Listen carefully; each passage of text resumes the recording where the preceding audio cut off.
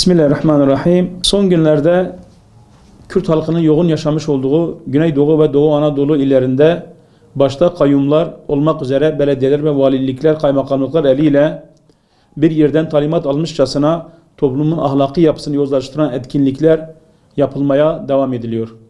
Konser ve festivallerin düzenlediği ilçelerin ve illerin çözüm beklenen onlarca sorunu varken bu sorunların çözümü yerine sanat adı altında yüz binlerce lira mal olan bu tür etkinliklerin yapılması akla bazı soru işaretlerini getiriyor. Özellikle manevi önderlerle özdeşleşmiş, muhafazakar olarak bilinen il ve ilçelerde yapılan bu etkinliklerin zorlama rakamlarla yoğun katılımlı olarak gösterilmesi ve medyada sıklıkla işlenmesi bir yerlere mesaj olarak algılansa da bölge üzerinde özel bir projenin uygulandığı izlenimini veriyor. Çünkü 2010'dan sonraki yıllarda FETÖ'nün etkin olduğu dönemlerde de bölgedeki tarihi ve İslami kimliğe sahip il ve ilçelerde benzer etkinlikler yapılmıştı. O dönemde Diyarbakır'da Mardin Kasimiye Medresesi'nde, Şanlıurfa Merkez ve Haran ilçelerinde mankenli defileler boy göstermişti. Bunu çok rahatlıkla söyleyebilirim ki gençlerimizin bugün festivallerden daha çok önemli ve çözüm bekleyen ciddi sorunları vardır. Onları birkaç saatliğine gayri ahlaki bir ortamda eğlendireceğinize, onları alın karşınıza ve gerçek sorunlarını dinleyin. Yetkililerimize sesleniyorum. Gelin halkımızın alın terinden ödediği yüz binlerce lirayı bir gecede bir sanatçıya ve organizatörün cebine koyacağınıza bu paraları gençlerimizin yaşadığı gerçek sorunlara harcayın. Ve gençleri bir nesne, siyasi bir malzeme aracı veya oy deposu olarak görmekten vazgeçin. Gençler bir toplumun geleceğidir. Kendi değerlerinden ve inancından uzaklaştırılmış, Batı'nın eğlence ve popüler kültürü ile uyuşturulmuş bir gençliğin yetişmesi demek, bu ülkenin geleceğinin yok edilmesi demektir. Siz bunu yaparak aslında kendi bindiğiniz dalı kesiyorsunuz. Aklı başında olan her insan bunun şuurunda olmalıdır. Bir gazeteci olarak halkımıza ve gençlerimize karşı sorumluluğumuz gereği gençlerin ne gibi sorunları olduğunu, ne istediğini ben size söyleyeyim. 1. Gençlerimiz ciddi bir manevi boşluk içerisinde bocalayıp duruyor.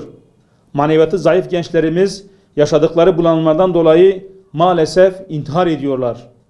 Binlerce gencimiz bunalımlarından kurtulmanın yolunu uyuşturucu kullanmada veya satmada buluyor. Bugün Urfa'nın kenar mahallelerinde gelinen tablo ortada. Evinde madde bağımlısı olmayan ev hemen yok gibi. Aileler perişan, insanlar bundan rahatsız.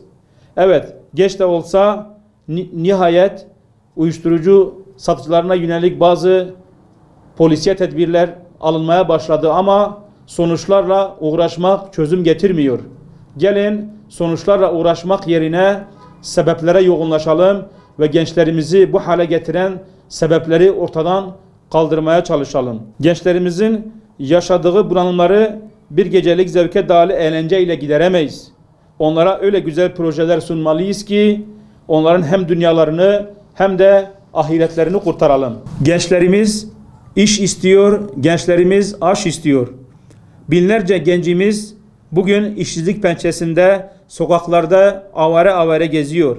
Veya iş bulsa bile çok kötü şartlarda birçok hakkından mahrum olarak çalışmak zorunda kalıyor. Bugün bu memleketin, bu gençlerin iyiliğini isteyenler onların iş sorununa çare bulmak zorundadırlar. 3. Gençlerimiz evlenip bir yuva kurmak istiyor.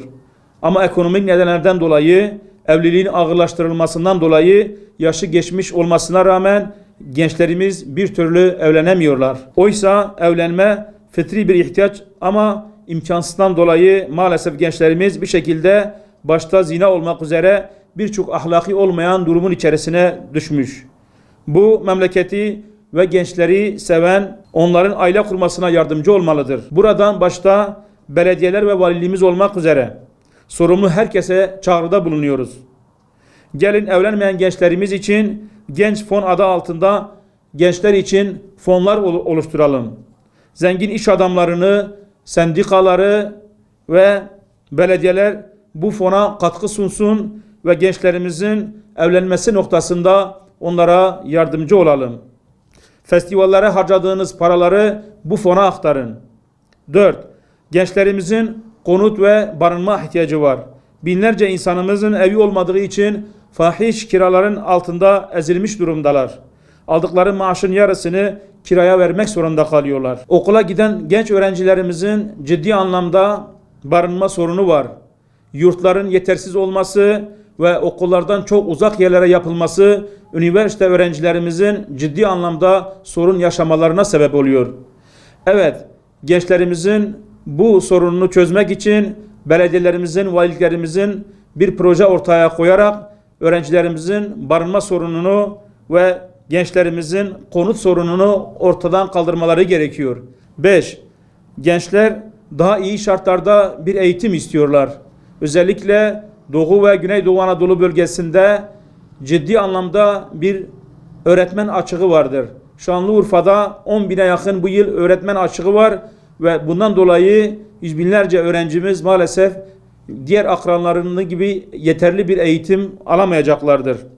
Yine sınıfların yetersizliği, okulların yetersizliğinden dolayı sınıflar mevcut sayısı 50'ye dayanmış durumdadır. Eğitimde fırsat eşitliği gereği bütün öğrencilerin aslında aynı eşit seviyede eğitim alması gerekirken maalesef bu bölgede yaşayan öğrenciler ile batıda eğitim alan öğrenciler maalesef bu eşitliği göremiyorlar. Evet, gerçekten gençlerimizi düşündüğünü söyleyenlere çağrımızdır.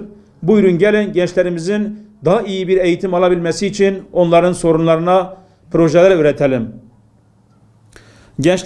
Gençlerimiz okula giderken ciddi anlamda ulaşım noktasında sorunlar yaşıyorlar. Evet, şehir içi otobüslerin yetersizliği maalesef öğrencilerimize ciddi anlamda bir sıkıntıya koymuş durumdadır. Her sabah çok uzak olan okullarına gitmek zorunda kalan öğrencilerimiz maalesef şehir içilerin sayısının yetersizliği nedeniyle yolculuklarını ayakta geçiriyorlar.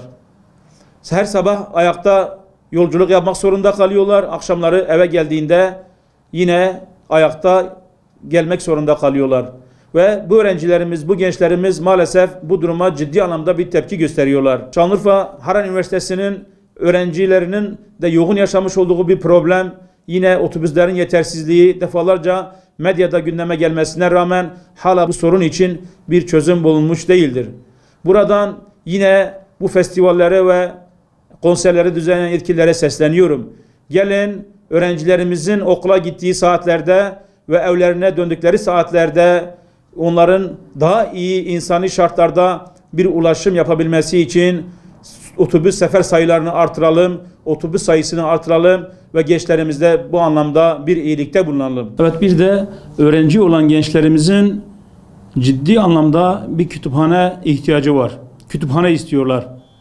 Geçtiğimiz günlerde Şanlıurfa'da sabahın erken saatlerinde kütüphane önüne gelip kütüphanede kendilerine yer bulabilmek için çantalarını sıraya dizen öğrencilerin durumu medyaya düşmüştü. Gerçekten bu işler acısı bir durumdur. Bundan dolayı belediyelerimiz, valiliğimiz, yetkili olan kim varsa gençlerimizin kütüphane sorununun çözülmesi için elini taşın altına koymalı ve gençlerimizin çok rahat bir şekilde derslerini çalışabilecekleri, kitap okuyabilecekleri müreffeh kütüphanelerin yapılması için projeler ortaya koymalıdırlar. Gençlerimizin yukarıda saymış olduğum bütün sorunları orta yerde dururken bunlara yönelik herhangi bir adım atmayıp sadece bir gecelik festival ve konser düzenleyerek gençleri sevdiğini, gençleri düşündüğünü söylemek ne kadar doğrudur?